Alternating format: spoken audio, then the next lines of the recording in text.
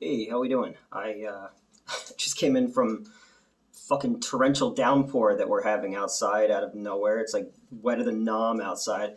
I just came from seeing the new Paul Thomas Anderson movie, Licorice Pizza, which I had never heard that term before The Simpsons DVD commentary track when I think Matt Groening talked about working at a record store called Licorice Pizza. And I was like, oh yeah, I guess it does. A record does look like a pizza made of black licorice. Does anybody like? My mom likes black licorice. Does anybody else like black licorice? I don't know. Getting off tangent now. Yeah, well, this review is going to be as meandering as the movie. I dug this movie. I did. I'm a fan of Paul Thomas Anderson. I'm a fan of Paul W. S. Anderson as well. I think Event Horizon and Mortal Kombat fucking kick ass, man. I don't care what anybody says. This movie kind of exists in the same universe almost as like a Boogie Nights, or more so Inherent Vice, because of how the movie kind of it wanders. It's directionless, sort of like the characters as well. It's a nice little metaphor, and it just kind of moves from late 1960s, early 1970s. Southern California. It takes place mostly between Sherman Oaks and Encino. And it just kind of moves from one vignette to the other, introducing these other characters. It's definitely, I could see how it would be frustrating because there was a lot of times in the movie that I was kind of losing interest in it as well. I'm a big fan of him as a filmmaker, but I also know that he is super pretentious and very art school, film student-y.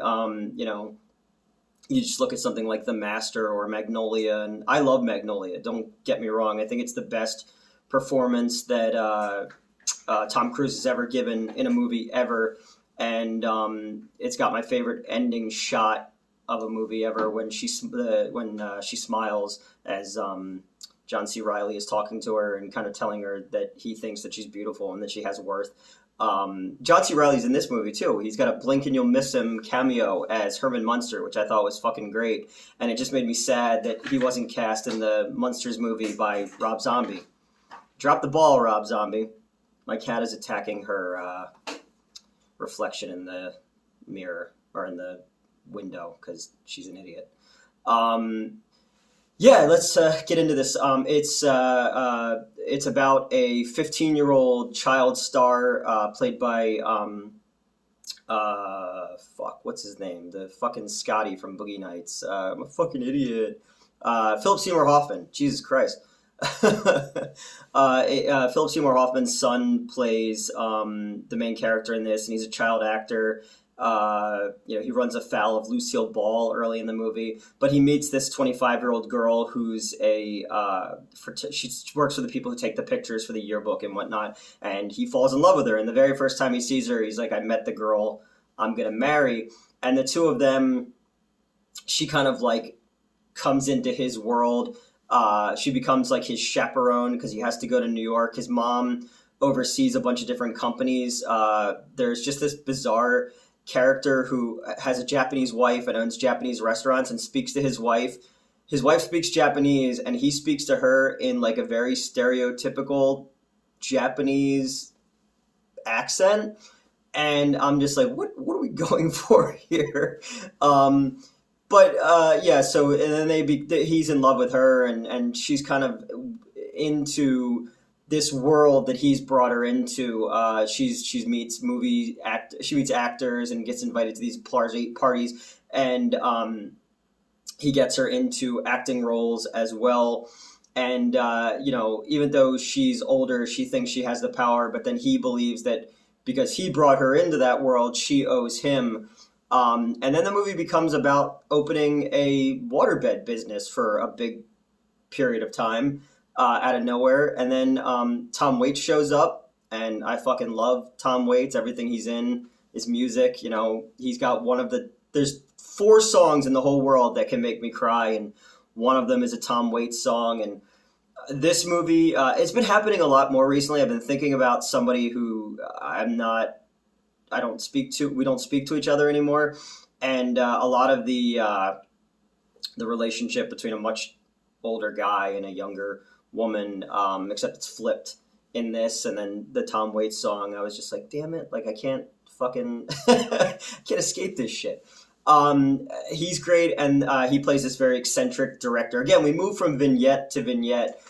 He plays this very eccentric director, and the girl, the 25-year-old, is out on a date with Sean Penn, who plays this kind of Steve McQueen style actor. And there's the whole scene involves him jumping over a fire pit on a motorcycle while everyone in this really nice restaurant comes out onto a golf course to watch, because sure, it's this kind of American graffiti style Southern California afterglow kind of movie. And Philip Seymour Hoffman's son Cooper kind of almost plays like a Max Fisher type role. If you ever saw Rushmore, it's a little bit like that. And then I learned that pinball was illegal until the early 70s in California. Didn't know that.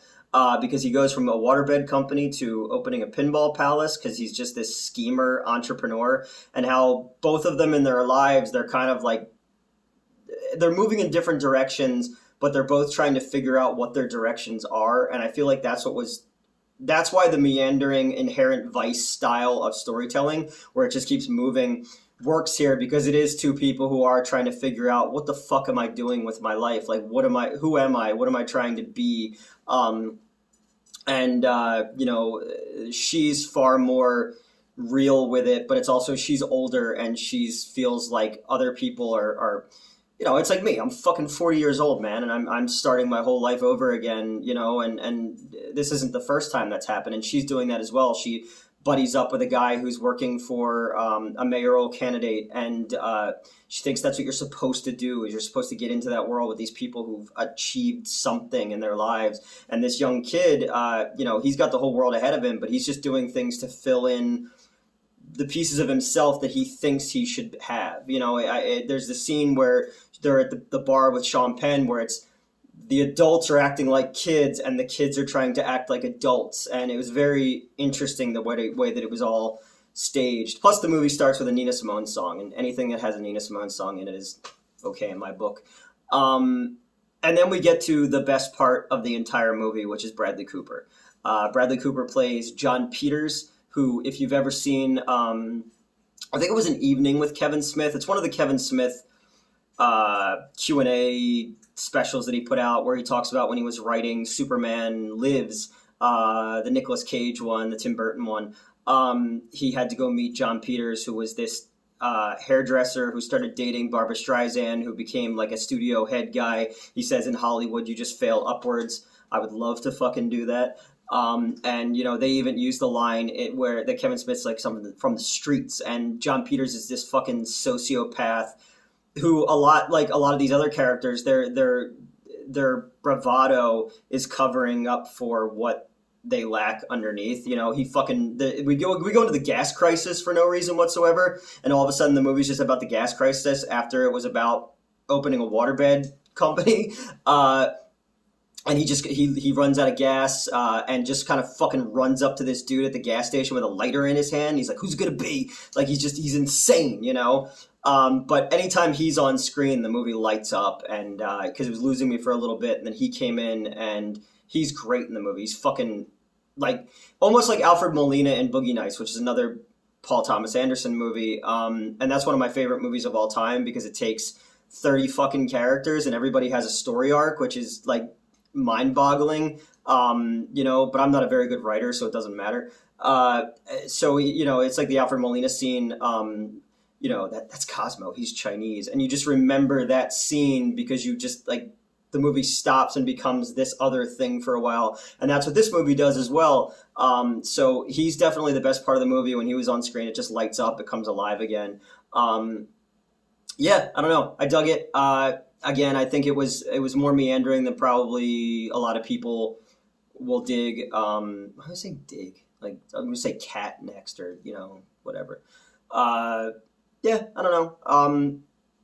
Thank you for everyone who watched the Matrix review. I didn't fucking expect it to do like 100 views, and it did really well and was shocking. Now, I was told by people that a lot of them were hate views, but a view is a view is a view. So guess what, homie? I've hated myself a lot more than people on Reddit have hated me. So join the fucking club. Um, but yeah, thank you for watching. And we're gonna do. I'm gonna check out Nightmare Alley tomorrow night. Maybe put up a review for that. I had a night off from a movie theater, and I went to a movie theater because this is what my life is now. So yeah, like, share, and subscribe, and smash that like button. And I don't know. I flipped the camera the other way this time because I was told that you want to be a director, but I was just like, I had to find something to put it on because I don't have a tripod. So it's at my kitchen table right now with a stack of books behind it and two scented candles holding it up, because this is the kind of production value that you have when you work with me. So yeah, Licorice Pizza. If you're a fan of meandering character studies, or Southern California, the look of like a American Graffiti or something like that, then I would say check it out. If you're a fan of Paul Thomas Anderson, if you're a fan of Thomas S, what's Paul W S Anderson, fucking talk like a horse's ass. Check it out as well. It's a good one. I don't know. I'm lost and confused. Have a good night.